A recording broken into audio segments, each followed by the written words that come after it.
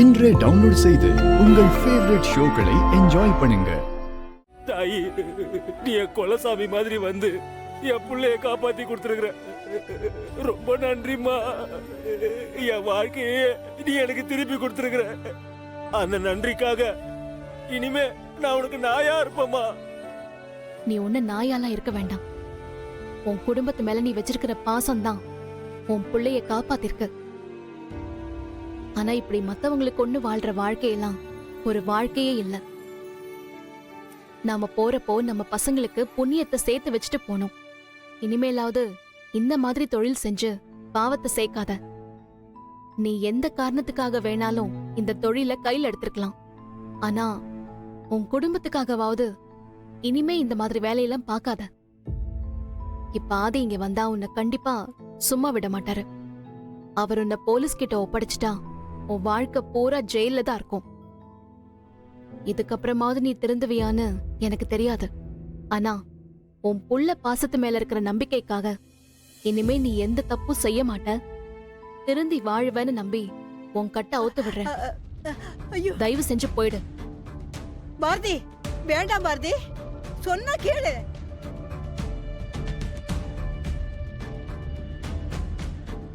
பாரதி, என்ன வேலை பண்ணிட்டு இருக்க? உனக்கு என்ன பைத்தியமா பிடிச்சிருக்கு?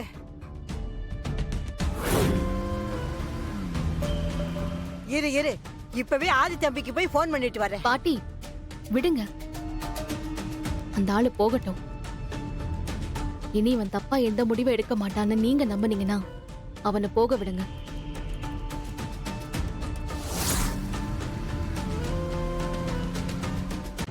இனிமேலாவது திருந்தி மனுஷனா வாழ்றதுக்கு ஒரு வாய்ப்பு கொடுக்கலாம்.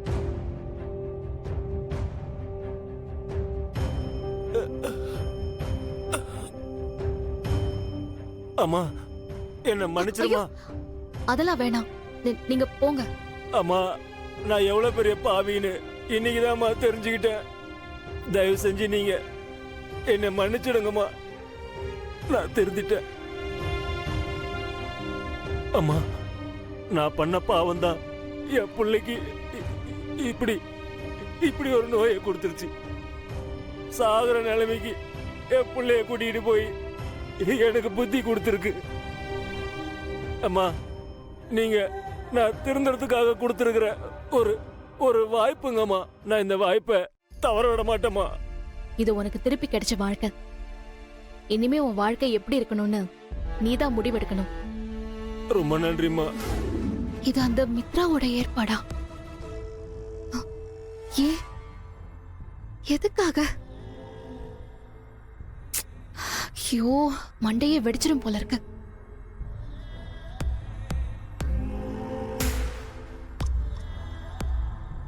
என்ன பண்றது? இவ்ளோ நாள் இவ மேல சந்தேகமே வராத மாதிரி காய் நகர்த்திருக்கா. பாஸ்கர் சொன்னது மட்டும் உண்மைன்னு தெரிஞ்சது. மித்ரா, நீ இவ்ளோ நாள் பார்த்த பாரதி வேற, இனி நீ பார்க்க போற பாரதி வேற. கூடிய சீக்கிரமே நீ அத புரிஞ்சுக்குவ.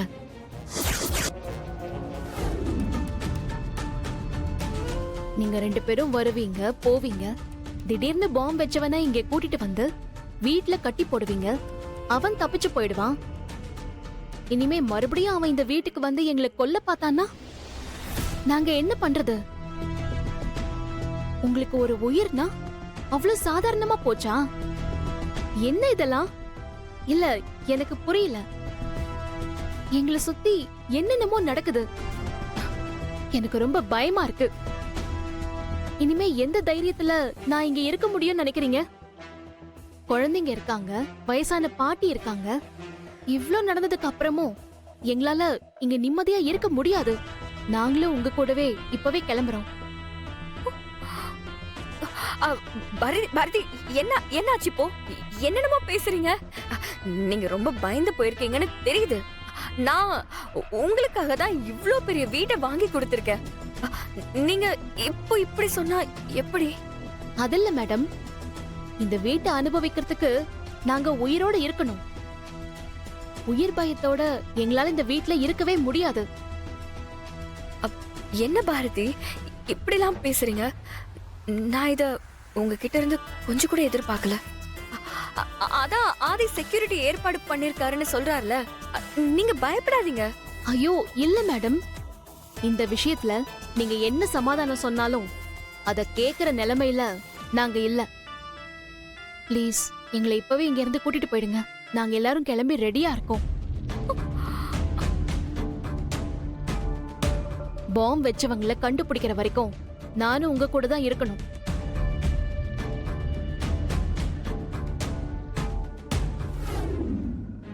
வா. மித்ரா மேடம், என்ன பாரதி? என்ன பாரதி இங்கே நின்னுட்ட? வா உள்ள போலாம். அதுக்கு முன்னாடி ஒரு முக்கியமான வேலை இருக்கு பாட்டி. என்ன முக்கியமான வேலை? அது வேற ஒண்ணும் இல்ல. உயிர் பொழைச்சு மறுஜன்மம் எடுத்துட்டு வந்திருக்கோம் மேடம். எங்களுக்கு ஏதோ பெரிய திருஷ்டி ஆயிடுச்சுன்னு நினைக்கிறேன். அதனால்தான் மாத்தி மாத்தி ஏதோ ஒண்ணு நடந்துகிட்டே இருக்கு. அதனால நீங்களே எங்களுக்கு ஆரத்தி எடுத்து வீட்டுக்குள்ள கூட்டிட்டு போங்களேன் ப்ளீஸ். லட்சுமி, பாரதிக்கு என்னாச்சு? ஆரத்தி திஷ்டின்னு என்னென்னவோ பேசுறா. அதாத்த எனக்கும் புரியல. பாரதி என்னமோ யோசிக்கிறேன், அது என்னன்னு தான் தெரியல. மேடம், உங்களை தான் கேக்குறேன். நாங்க ரொம்ப பயந்துட்டோம். எங்களுக்காக இத கூட பண்ண மாட்டீங்களா? மித்ரா, நடந்த விஷயத்துல பாரதி ரொம்ப அப்செட்டா இருக்காங்க. அவங்க திருப்திக்காக நாம இதை பண்றதுல நமக்கு எந்த நஷ்டமும் இல்லை. என்ன ஆதி, பாரதி தான் புரியாம பேசுறாங்கன்னா நீங்களுமா? இந்த திருஷ்டி ஆரத்தி இதெல்லாம் நீங்களுமா நம்புறீங்க? அப்படிலாம் எதுவுமே இல்ல. மேடம், உங்களுக்கு வேணா நம்பிக்கை இல்லாம இருக்கலாம். நாங்க எங்களோட திருப்திக்காக தானே கேக்குறோம். மித்ரா, பாரதி தான் இவ்வளவு தூரம் ரெக்வெஸ்ட் பண்ணி கேட்கறாங்கல்ல, ரொம்ப பயந்து போயிருக்காங்க. ப்ளீஸ். ச்சே, என்ன இந்த அண்ணா காவடிங்க மறுபடியும் வீட்டு வாசல் முன்னாடி நிக்கிறாங்க. போயிட்டாங்கன்னு 2 நாள் நிம்மதியா இருக்க முடியல. மறுபடியும் டிராமா போட்டு வந்துருச்சுங்க. லட்சுமி, பாத்தியா? அந்த கிழவி நம்ம திரும்ப வருவோம்னு எதிர்பார்க்கவே இல்ல.